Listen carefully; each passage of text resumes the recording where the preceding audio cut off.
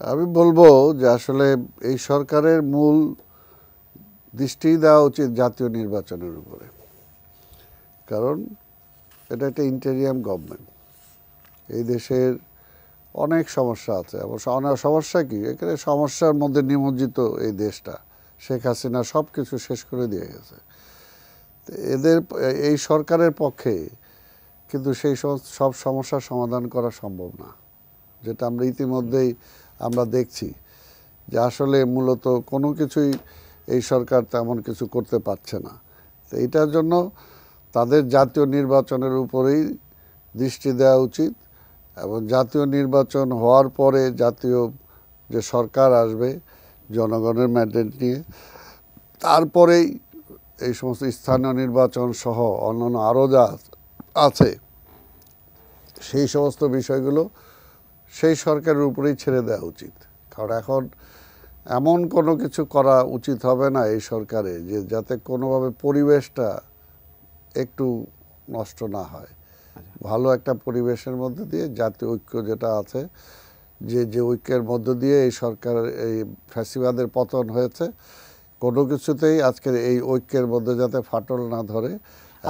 আপনি কি বলছেন যে জাতীয় নির্বাচনের বাদ দিয়ে যদি স্থানীয় সরকার নির্বাচনে বেশি মনোযোগ দেয় তাহলে জাতীয় ঐক্যে ফাটল ধরতে পারে? জাতীয় ঐক্য সহ বিভিন্ন রকম প্রশ্ন আসতে পারে তখন, স্বাভাবিকভাবে বিভিন্ন। আর এটা তো এই সরকারের দায়িত্ব না লোকাল নির্বাচন করা বা আজকে আদার্স করা। সানবিট সব দিবে সামাল। সানবিট ম্যাজিক প্রেস ডিশওয়াশিং এর মাথা ঘোরানো সলিউশন। বা আজকের এই পাঠশালা পরিকল্পনা গ্রহণ করা, 5 বছর পরে কি এই দেশের হবে সেগুলো ঠিক করা, এটা তো এই সরকারের কাজ না। এই সরকারের কাজ হলো যে একটা গ্রহণযোগ্য নির্বাচনের জন্য কি কি সংস্কার করা দরকার। আজকে হ্যাঁ, নির্বাচন কমিশন হয়েছে, এখন ভোটার তালিকাটা ঠিকমতো, ভোটার তালিকাও তারা বলছে ঠিক হয়েছে।